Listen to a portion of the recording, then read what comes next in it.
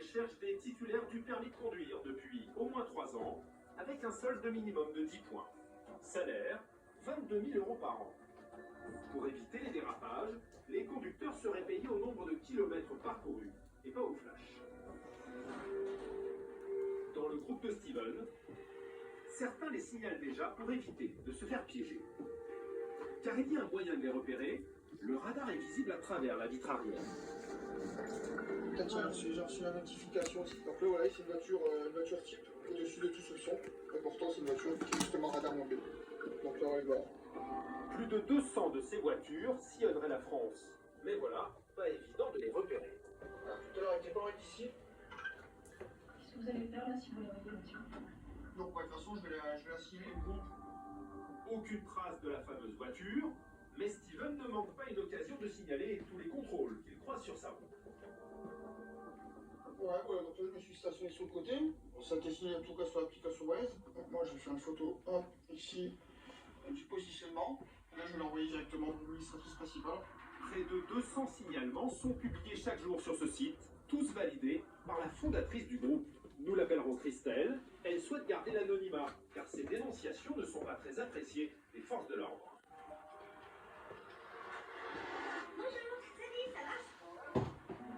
Mais comme elle le confirme, ces signalements ne sont pas contraires à la loi.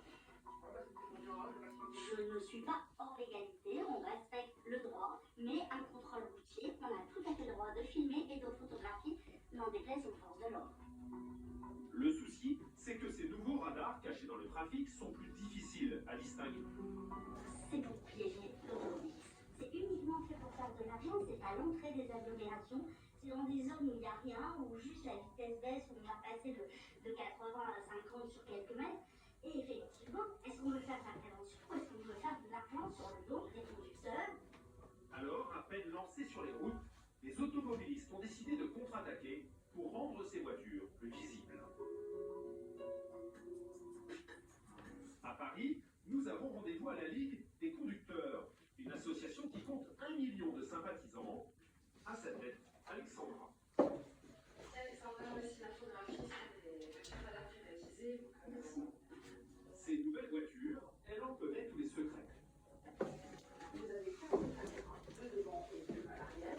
Vous avez 2 places infrarouges dans les véhicules en circulation, à l'arrière aussi. Ça permet à la voiture de flasher à l'avant et à l'arrière. Je trouve ça scandaleux. L'idée, c'est que les voitures radars soient totalement anonymes. Ce sont des voitures de très large diffusion.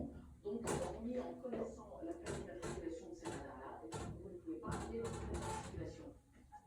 Mais l'autre point fort de ces radars balisés, ce sont les conducteurs, des chauffeurs en CDI. On a fait un petit calcul de rentabilité. Une voiture radar conduite par des forces de l'ordre va rapporter en prison 26 000 euros, je crois que c'est ça qu'on a calculé. Sur une voiture radar conduite par des chauffeurs privés, on est plutôt à 260 000 euros, parce que les forces de l'ordre en moyenne, elles conduisent à peu près 1h30 par jour, et que ces chauffeurs privés, on est plutôt autour de 6 heures. Vous voyez bien qu'on est à une rentabilité qui est difficile à mener. Résultat, Alexandra a lancé cette pétition en ligne pour que ces voitures soient signalées et bien visibles des autres conducteurs. Vous avez des sympathisants qui n'ont plus qu'à remplir leurs coordonnées. Nous, ce qu'on demande, c'est un moyen de décontracter un petit peu au volant, finalement, de ne pas se sentir uniquement le cible d'un piège ou d'une recherche systématique de l'erreur. En une semaine, sa pétition a déjà récolté 35 000 signatures. Des automobilistes de plus en plus remontés et prêts à contester le moindre PD. Ce matin-là, nous retrouvons l'avocat spécialisé en droit routier, Maître Dufour. Devenu l'un des fers de lance de la bataille anti-radar, il traite des dizaines de dossiers par jour. Ouais, il vient, on va voir. Bah là, il sera là. Et on est sûr qu'il y a une prescription? Ouais, bien sûr. Sa spécialité, sauver votre permis quand vous vous faites flasher. Et pour contester le retrait de points, il s'appuie sur une faille dans les radars automatiques. Alors, le point faible du système mis en place en 2003 avec les radars automatiques, il est assez simple à comprendre, c'est qu'il n'y a pas d'interpellation du conducteur. On ne connaît que la plaque d'immatriculation du véhicule. Et donc, on va adresser une contravention contravention non pas à l'auteur de l'infraction, mais au titulaire de la carte grise, ce qui n'est pas du tout pareil. Et ensuite, si ce titulaire de la carte grise conteste l'infraction, notamment être l'auteur de l'infraction, il va appartenir à l'État, donc au système judiciaire, d'établir que vous étiez effectivement le conducteur du véhicule au moment des faits pour pouvoir vous suspendre votre permis de conduire et vous retirer les points. Or, la seule preuve dont dispose l'État pour identifier le conducteur, ce sont les photos du radar, mais bien souvent, leur qualité laisse à désirer. Vous avez une belle photographie prise de 24 août à 15h50, donc une visibilité parfaite. Vous ne pouvez pas identifier l'auteur de l'infraction. Et c'est toujours ce cas-là. Autre point faible, la majorité des radars flashent le véhicule par l'arrière. Du pain béni pour l'avocat. Comme tous les confrères qui interviennent dans le monde entier, on utilise systématiquement le même argument, puisque à défaut de rapporter la preuve de l'identité de l'auteur de l'infraction, vous êtes présumé innocent. Donc on ne peut pas vous retirer vos points. De plus, rien ne vous oblige à dénoncer le vrai conducteur à qui vous auriez prêté la voiture. Un système quasi infaillible, à en croire l'avocat, sauf qu'il demande beaucoup de paperasse. Alors il y a 3 ans, il a créé son site internet. La promesse, faire annuler le retrait de points, même s'il faut payer l'amende. Vous recevez un avis de contravention à votre nom, au nom de votre entreprise. Donc quand vous voulez contester, vous allez appuyer sur le bouton contester, et là vous allez suivre le formulaire de contestation. Et dès que vous faites votre contestation sur mon site, automatiquement le robot va aller sur le site de l'entaille, contester votre avis de contravention. C'est fait dans les 10 secondes qui suivent, que ce soit 1 heure, 2 heures, 3 heures du matin ou en fin d'après-midi, c'est fait de la même façon.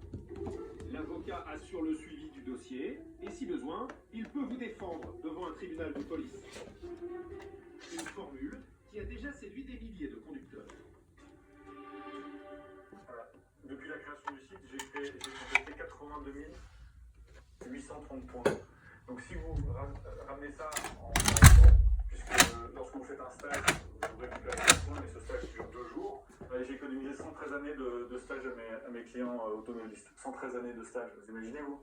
Et le site n'existe que depuis 3 ans et demi. D'ailleurs, l'avocat a déjà eu l'occasion de tester lui-même son site internet.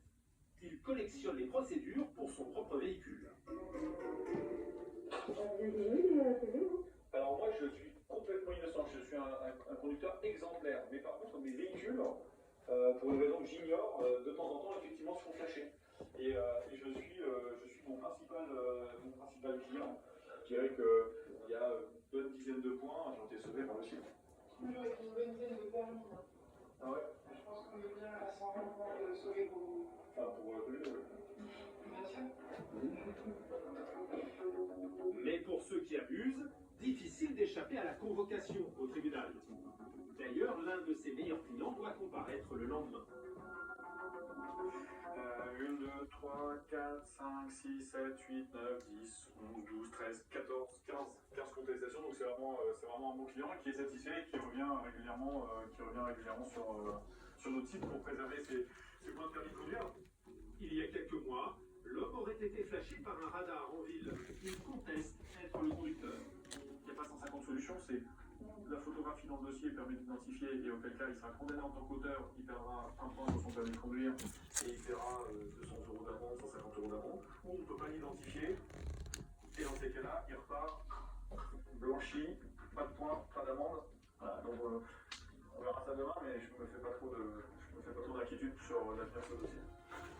En attendant, si ce véhicule a été flashé, c'est qu'il ne respectait pas les limitations de vitesse. Une évidence qui peut occasionner de mauvaises surprises devant un tribunal. Le lendemain, direction Chartres. Nous découvrons le fameux client récidiviste. Olivier est un peu angoissé. Il y a plusieurs mois, ce cadre a tiré sur la corde. En quelques semaines, il a contesté pas moins de 5 PV. Entendu par la gendarmerie, il est aujourd'hui convoqué pour la première fois devant un tribunal de police. Ça m'ennuie d'être convoqué à un tribunal de police parce que je me sens comme un délinquant. Mais je sais que, au pire des cas, je vais sortir avec une grosse amende, quoi. Olivier compte sur son avocat pour le sortir d'affaire. Maître Dufour, pas spécialement inquiet, à quelques minutes.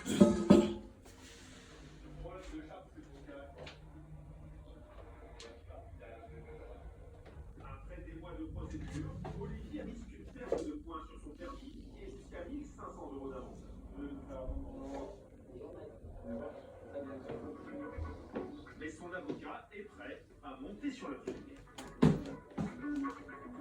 C'est un petit peu comme le boxeur qui m'a fait tirer à ses gros box. Je suis très confiant que je vais aller consulter les dossiers du tribunal. Avant l'audience, l'avocat part consulter une dernière fois le dossier d'Olivier, mis à jour. Mais 10 minutes plus tard, catastrophe. Maître Dufour tombe des nues. Olivier a oublié de lui mentionner un petit détail. J'ai une petite difficulté, c'est qu'en fait, je découvre dans le dossier que monsieur a été auditionné et que les gendarmes lui ont estorqué des aveux. Résultat des courses, je me retrouve un petit peu plus embêté dans ce dossier que si jamais vous m'aviez prévenu de l'audition et que j'avais pu vous conseiller. Mais c'est pas grave, on va se débrouiller et j'ai la parade à faire. Je vais faire à ma sauce. Olivier va devoir livrer une nouvelle version au juge. S'il a reconnu être au volant devant les gendarmes, c'est pour protéger un de ses proches qui aurait commis les infractions. Je me suis dénoncé parce qu'aujourd'hui, c'est moi à protéger un jeune permis de conduire et qui va sur moi, mais sauf qu'aujourd'hui, voilà, c'est pas justifié, donc je reviens sur les définitions. Non, on va vous mettre contre son papier contre vous. La seule solution, c'est que la personne revienne sur ses déclarations, surtout qu'en matière pénale, les aveux ne comptent pas. C'est-à-dire que vous pouvez avouer tout ce que vous voulez, on sait très bien que des aveux, on en prend, on en laisse. Parfois, des aveux peuvent être recueillis pour protéger des personnes. À quelques minutes de l'audience, Olivier, qui risque de perdre 5 points, n'emmène pas large.